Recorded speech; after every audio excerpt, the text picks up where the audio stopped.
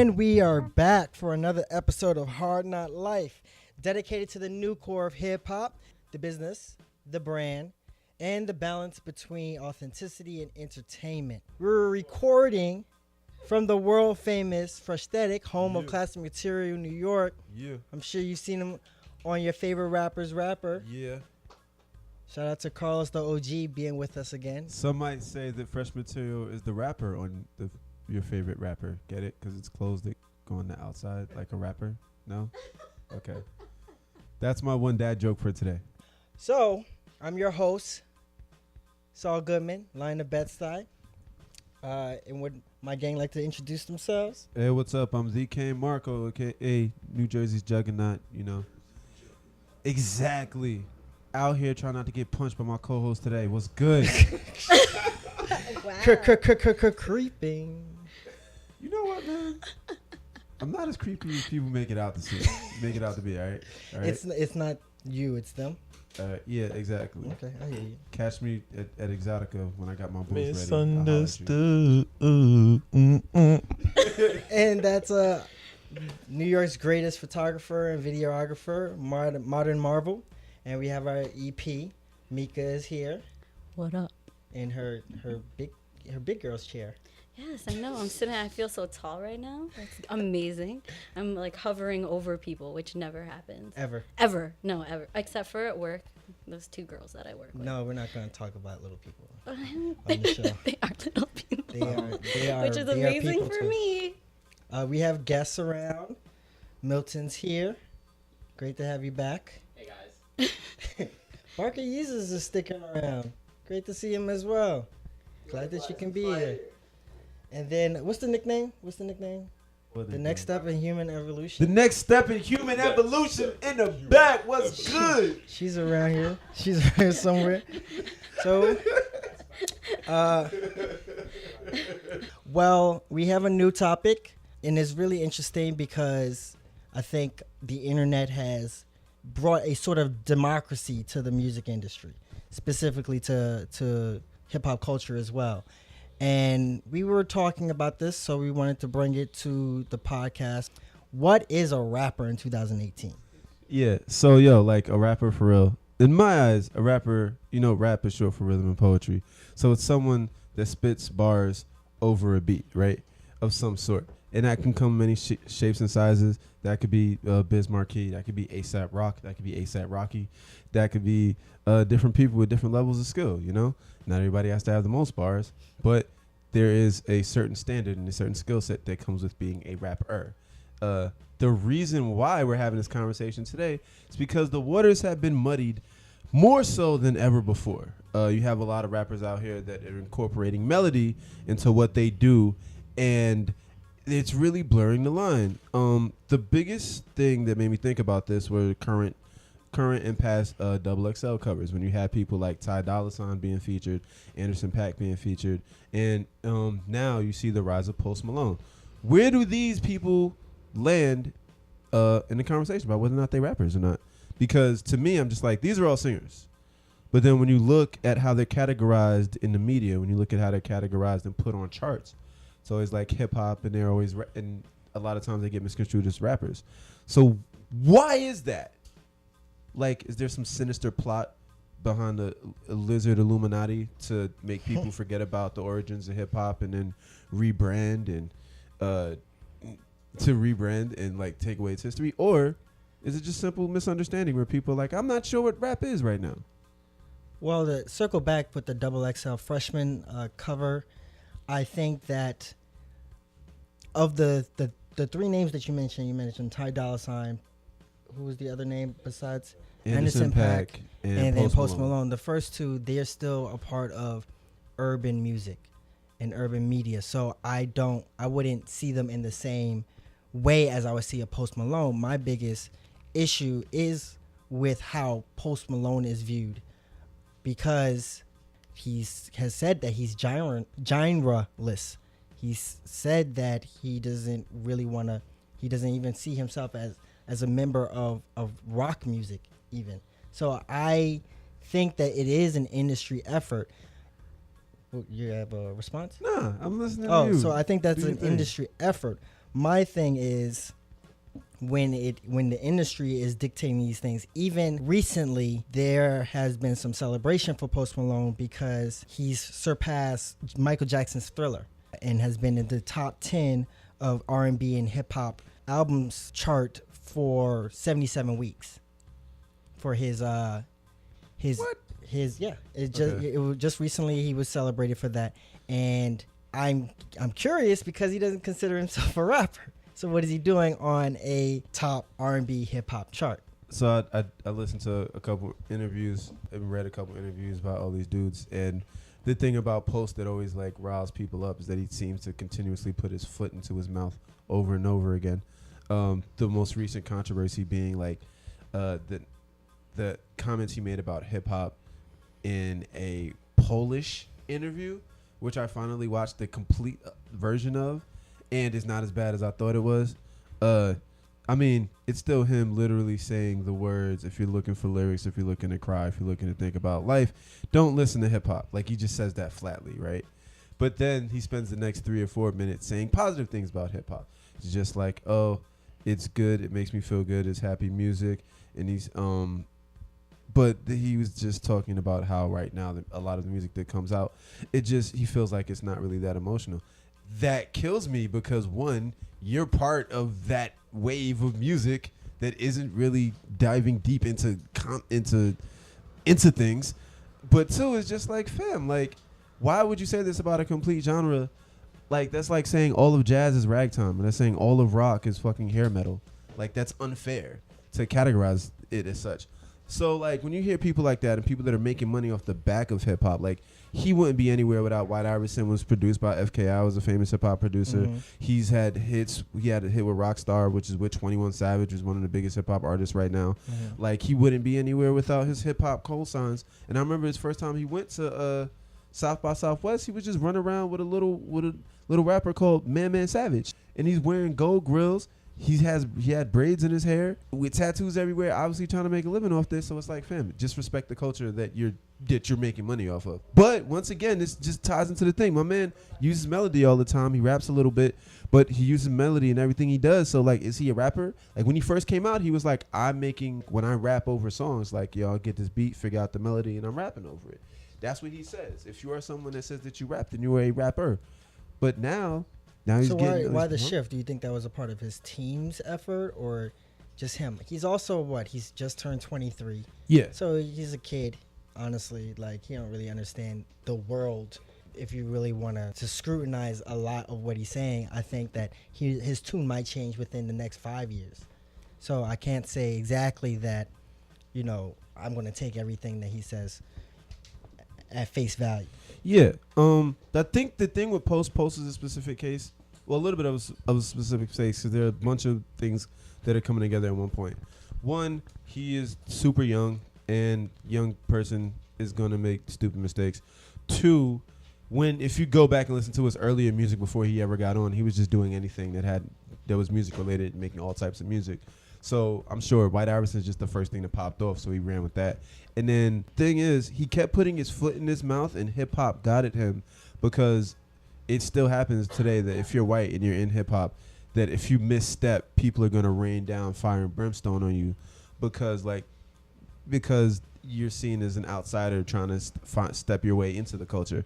So once you get shat upon several times, you start getting out of the way of someone's asshole. And you're just like, you know what? I don't want to deal with this anymore. So I'm just going to go and I'm going to get these Z100 checks. I'm going to be good. Like, I'm not going to deal with you outlets that are constantly attacking me when I come and see you. Like, why deal with that stress? So I think all of that has conspired to him to just have this, like, probably negative idea of hip-hop as a whole and his limited scope of what hip-hop is, True. Where do you think that the definition of a rapper or the role or the sound of a rapper got muddy? I would have to, as we were discussing this, we were thinking maybe it would have been the rap rock kind of era of the Kid Rocks and the Limp Bizkits, but I think there was very clear what genre they were. It's a subgenre of both, but they were rock stars. I think that the border even between rapper and singer might have started with T-Pain and then Trey Songz and Chris Brown, where you have a whole bunch of R&B singers that are now rapping, or maybe Kid Cudi. He came out around the same time, and he really was piloting melody in his music, especially in this modern digital era. Well, I kind of era. Excuse me. I will disagree a little bit because I feel like this has ties that are further back than that. I think this starts with people like Bone Thugs and Harmony, because as much as they were rapping, like melody was half of their, like, them being lyrical, you know? Like half of everything they did was melodic. They didn't really like spit straightforward bars. A lot of it was just like, you know, it went with the beat. If you couldn't understand what Bone Thugs and Harmony was saying, and a lot of people couldn't, you could just listen to the tones, the tonation in their voice and the musicality of their voices and still enjoy the song. And then beyond Bone Thugs and Harmony, you have like Nate Dogg. Wait, to go back, would there, and now you're bringing up Nate Dogg, do you think that there was any confusion at the time that Bone Thugs and Harmony were rappers? I can't remember back. I can't remember. I'm that. not saying. I think that they were rappers. I mean, so I'm thinking their roles were very clear. Even with Nate Dogg, you knew he was a singer. Was he? Yeah. He's definitely. Nate Dogg was a singer. Was he? Is he classified as a singer? Yeah. I always think of him, Nate Dogg and Warren G, and they're a rap duo. And I always look at Nate Dogg like, Nate Dogg is someone who had a musicality with his voice that was natural. Like, he wasn't like, hey, Nate Dogg, hit this note. And he would hit this note. And I don't know if he out here like singing, but I think just the tone of his voice and how he used it and everything he did had melody to it. I think that right there is a blurring of the line, but because he was so ingrained in hip hop, we're just like, nah, Nate Dogg's a rapper. For a more recent example, I would put Nate Dogg and Ty Dolla $ign in the same category, and I don't think anybody considers Ty Dolla $ign a rapper. I would disagree with you just because almost every time he does any sort of like public interview, he has to address that because people refer to him as a rapper a lot, and that I think comes because he's constantly around hip hop culture. If you look at him, he looks classically more like a rapper, today's rapper, than like a singer would be. You know? No, he looks like today's singer too. What? He looks like the Chris Browns. He looks like Tory Lanez. And I don't even know if I would consider them rappers. Again, with Tory Lanez, in the same way with Ty Dolla $ign, their music is infused with rap as well. Yeah, but he doesn't look like Ty Dolla $ign at first glance looks closer to Migos than he does like, I don't know, Joe. You feel me? And no. But that doesn't even have anything to do with it. No. It does. But no, what I mean is like when you think of a singer, right? Like you think of Fonte, somebody that does both, right? Yeah. He raps and he sings. But if you looked at him and you were like, oh, he's a singer, you're just like, all right, I get that. You say he's a rapper, you'd be like, I guess so too, you know? But I'm just saying, like, when you see a bunch of dudes like he looks a lot like Ty Dolla $ign looks a lot like a SoundCloud rapper, right? Like he has tattoos everywhere. He has colored dreads. He comes from Atlanta. Like, I'm just saying. I'm not. Listen. Wait. I was today years old when I found that out. So like, yo, like, I'm not even saying that. Shut up. I hate you. So yo, nah, I'm not saying that me personally, I'm like, oh, an R&B singer has to look like this. But I'm saying classically, if you sat down and you were to like write R&B singer in your head, right? Like the picture of the person wouldn't necessarily look like Ty. And I'm saying that is just one aspect that contributes to like the confusion where other people might categorize him like as a rapper, even though I would be like Ty Dolla $ign as a singer. And I would disagree that he's like Nate Dogg only because Ty Dolla $ign, I believe, has a much greater vocal range than Nate Dogg does. Wait. So, okay, can I just ask, like, do you guys think that people are confused because it's considered hip hop, like, versus R&B? Like, people have this thing of R&B versus hip hop, and like Ty Dolla $ign's, you know, I don't know. P&B Rock? No, not. Does he? He does singing. He does He's the singing. melody Yeah, he does that shit. That's too. like, there's a whole other aspect of this. Like a bunch of them, but they're considered hip hop. So like people are like, oh, this is a hip hop song. So is that? Do you think that's what's confusing people when they hear Post Malone or they hear, you know, a Ty Dolla $ign. Yeah, no, You I think definitely, that's what it is? I definitely agree with that, because when you listen to certain Ty Dolla $ign songs like Blase Blase, like he has a couple, he has rappers rapping on it, but it sounds like just a regular club banger. It doesn't necessarily sound like an old Usher song or something like that, you know? Mm-hmm. Like it doesn't have like, yeah, it just doesn't have the same building blocks of an old R&B song, which is fine. And then you get people like Anderson .Paak, which when I see him categorized as a rapper, I'm just like, why? Like when he was coming up, he thought he was gonna rap. He said he wanted to rap, but like everything he's done to me just sounds like classically R&B and funky more than anything else. But it's definitely hip hop too. Like you can definitely hear like High Tech produced "Come Down," which is one of his biggest singles. And he definitely has like works with hip hop producers. So I guess that's more of the blurring of the line. But yeah, like I think that's why this is continuing to happen. So again, I come back because I think that when you're bringing up somebody like Joe, when you're bringing up Nate Dogg, when you're bringing up Bone Thugs, I think that those roles were a lot more clear. There was maybe a synthesis between the artists in the industry. I think now that you have the internet around, again, there's a democratization of not only the music but also the branding, the genre, everything. I think there's way more subgenres of rap music than there ever have been. So even though a Ty Dolla $ign can be a singer, So like what are you talking about, like the A Boogies and the yeah, or Rock good, and Lil Uzi and Verts a Lil Uzi Vert can be a rapper. It's still hip hop. That's why the question is that what is a rapper though? Like, does it matter anymore? Are we all just hip hop artists, and then you're just talking about older or more traditional flows and cadences are rap? I mean, to me, it's like every year. I want to say every year, the umbrella of hip hop just expands further and further. That's how I see it. Because, back in the day, you wouldn't imagine certain hip hop acts crossing into like pop and doing records with, boy bands, things like that.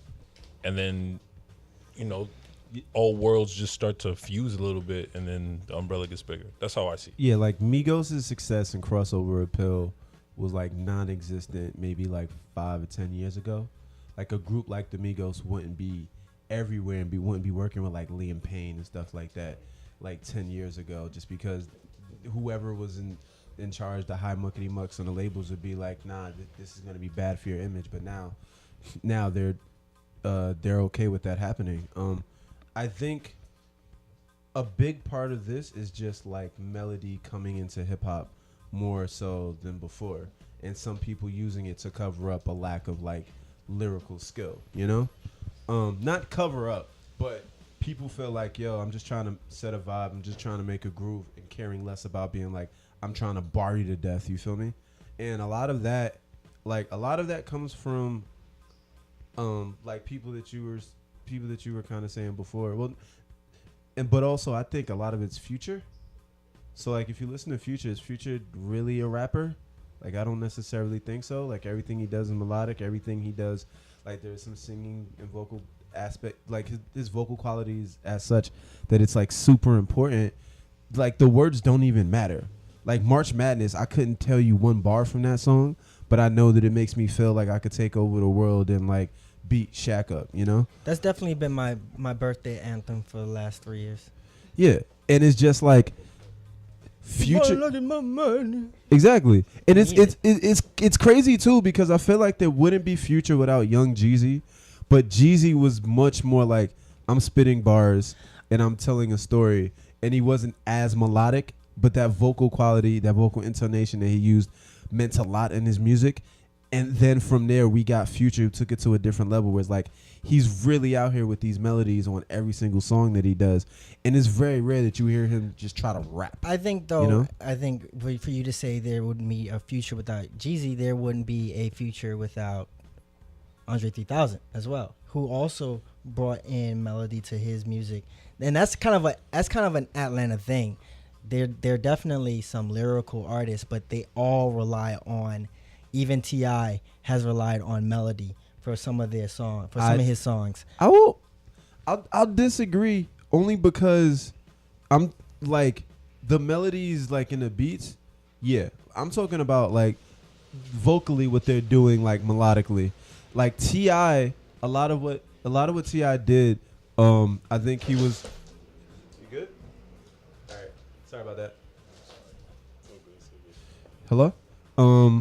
Said hello like I said like I was on the phone. Hello. I think it was your mic. I think it was your mic. You're having a phone conversation. Hello. Yeah, that has to stay. Sorry, so let's try this again. Yeah, T.I. was out here rapping, right? T.I. was out here rapping now. He wasn't relying on melody. He was relying on his storytelling ability and then him making metaphors or just painting pictures that you could really see. Same thing with Andre 3000. Now, Love Below notwithstanding and some of the other ventures like Liberation and stuff that you could get on Outkast albums, like those were just straight departures from him rapping. And the Love Below, there are basically 2 rap verses on there.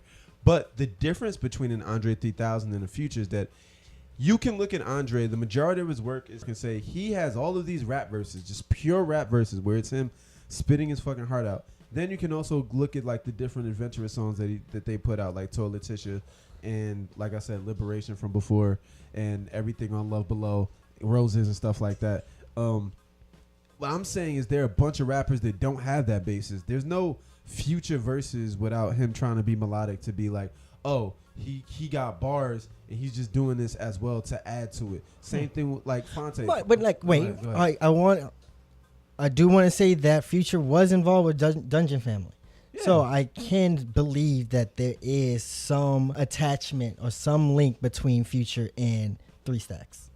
No, there's a link between the two overall, but I'm not going to say that Andre was relying on melody when he was making like his verse for like Bombs Over Baghdad or like Southern Playlist of Cadillac Music. Like Andre was like, I got these bars for you. And then he's like, I feel like singing. And sometimes like, I want to play electric piano and not have no words, you know? Whereas Future is just like, the only way I'm going to be on is if I do this melody. And the melody is what's going to get you, the words are secondary. You know? Like him, Designer, Young Thug, like a bunch of cats that are just like, this melody is what's more important. My vocal quality is more important than these bars that you're getting. Can I just mention Nelly? Cause No, yes, we have forgotten. Nelly was like one of the grandma. first like hip hop pop rappers in my like for me. Oh, what about Flow Rider? Flow Rider did the same. Flow Rider had one Flow Rider rap album, and then he saw those EDM checks and But- left completely with no issue. And Yeah, left. but You people know what? thought of him as a hip hop artist. I will him. Don't get me started on Flo Rida and Pitbull and the firm flip that those two made to be like, I'm out of here. Like like KRS-One, out of here. It's just like, fuck it, I'm out. But yeah, you make an excellent point. You make an excellent point with Nelly, because when you go back and listen to Nelly like Country Grammar and EI, a lot of that was a vocal quality that he would use to get by. Still more bars than anything, but yeah, you make an excellent point. Flow Rider was someone I wasn't even thinking about, but yes, if anything, Flow Rider is a predecessor to Post Malone because they kind of have similar tracks. Flow Rider was trying to be a rapper, had songs of him being a rapper, had this super melodic flow, and was like, yo, these pop motherfuckers are paying me way more, so I'm gonna do that. And in that sense, him and Post are kind of doing the same thing. Although Post hasn't just said, fuck it, I'm out, and just start like recording over Avicii beats, but it's kind of the same trajectory. Like Post got big off of White Iverson, which I think we can all agree is a hip hop record.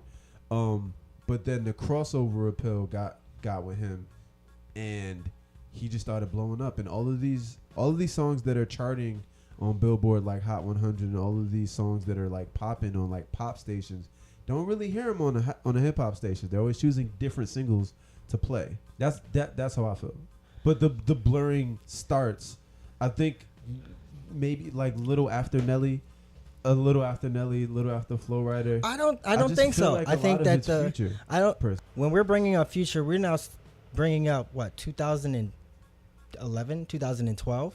That's when he really exploded onto the scene. Nelly's was relevant in 2003, 2004. There's a whole gap there, and that blurring started. And you're looking at I'm again, I keep bringing them up, but I'm looking at T-Pain, I'm looking at Cudi, and I'm also bringing up Drake a little bit. But just because a rapper is using melody doesn't make them less of a rapper. Why is there such scrutiny for a Post Malone in 2018? Post catches a lot of heat because it's like, fam, you're just say one, hip hop is awesome. It gave me this wonderful life. Two, I don't know that much about it and I need to learn a bit more. Like, be a little humble. And then three, just like, don't keep putting your fucking foot in your mouth. Like, that's the issue I have with Post personally. I know there are different people that look at different things like, oh, he's white, so like he's automatically gonna get a different push from the label. People are gonna look at him different. They're gonna find that like is he culturally appropriating hip hop? Like, that's a whole nother conversation that I don't really want to get into right now. I think the difference between the people that you're naming when it comes to T-Pain, when it comes to Trey Songz, when it comes to Chris Brown, these are people that established themselves in the industry, regardless of what they were doing beforehand. They established themselves in the industry as, I am a singer. I'm going to sing these draws off you. And then they were like, all right, let me start doing collabs with more hip hop sounding collabs. Chris Brown, if you remember, before he had no, I'm not gonna make a joke about that. Before he had I knew you were going with that. Thank you. What'd you say? Thank you for not going there. Yeah. Before he had issue with Rihanna, not an issue with Rihanna, before he beat Rihanna up because he's a terrible person, he was putting out rap tracks over like underground hip hop beats and putting out videos. And people forget that. He was fitting to come out with a rap album. He really was. And then like that derailed that whole project, and then he came out with that very subpar album to try to get people off his back. But I digress. So those are people that are like, I sing, now I might start rapping, or I'm going to start blurring the lines between rap. The people that I'm talking about, the people that I think most people have issue with, are the people that are rapping, quote unquote, but using melody to get by without having lyrical content. When you have all these people, and I don't necessarily want to put Young Thug in this category, only because I know he tries to write and he tries to put in bars in his songs. But when you have people like Designer, Young Thug, Future, Little Uzi Vert, A Boogie with the Hoodie, PNB Rock, all the other 9 million other people that are trying to do Trippie Redd, you have all these other people that are doing the same thing, right? And it's just like, yo, like, could you at least give me some bars? Is there any substance behind this? What am I supposed to feel when I'm feeling this? And then you have people that do it to varying degrees. Future does it well, but he does it every 6 months, so all of it starts to jumble together. So how much weight can we put behind it? Lil Uzi Vert, I think, does it extremely well, and I rock with it. And it's just about, like, are people taking him seriously? What happened to Designer? Where did he go? What happened with Young Thug? Young Thug was fire for a minute. He seemed like his star has kind of lost his shine a tiny bit now, but where's it gonna go? Is this sustainable?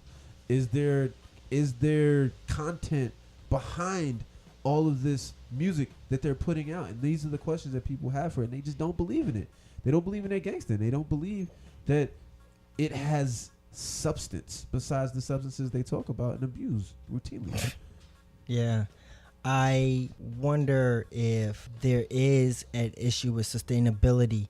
I think that the internet has allowed people to create their own sound, or think that they're creating their own sound, even though you could probably find a source or an inspiration for whatever they're doing 5, 10, maybe 15 years ago.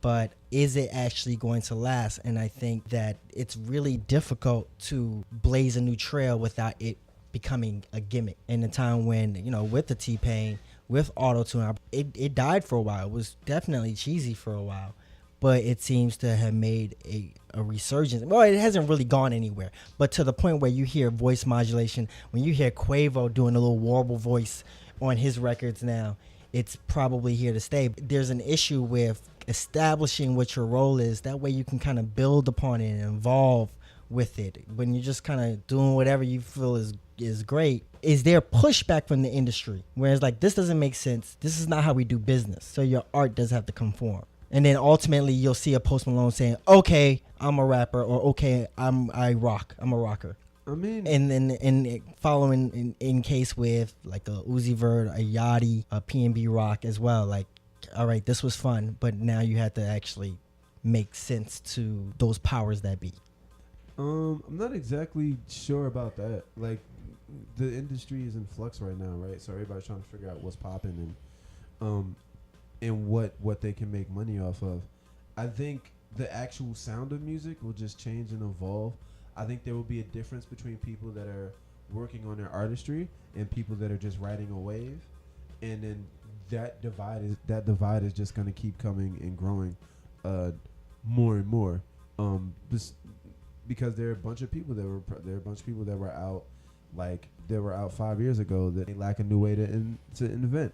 They lack the innovation to keep going and keep creating new and interesting music, or their personal life gets in the way and they become defeated that way, you know? Mm-hmm. And there's a difference between building a career that's going to be viable 10 years from now and one that is not. I mean, I've been someone else that kind of does this too is Travis Scott, right? So Travis Scott could have easily just passed away, not been who he is right now, but a lot of that is one because he pioneered a sound that is specifically to him. And even though he does do like the melodic rap thing, he's also like generated this cult following through having a crazy live show and also being distinct within this flood of like melodic rappers, you know? And it's hard. Mm-hmm. It's hard to do that, but if you can figure out a way to do it, then you're kind of golden. So maybe the question wasn't really what is a rapper in 2018, but who can continue to rap beyond 2018? Who's gonna have a career in 2025? We shall see. We shall see. But this has been a great conversation. We don't really look for answers at Hard Not Life. Word. There are no real answers. But there are a whole lot of opinions, and we want to hear yours. Yes. This is a community, and we really enjoy arguing. To an extent. To an extent. To an extent. And I didn't get punched today, so I succeeded in my mission. Shout to me. Yes. And as you know by now, it's a hard not life, but we make it look easy. Until next time. Peace.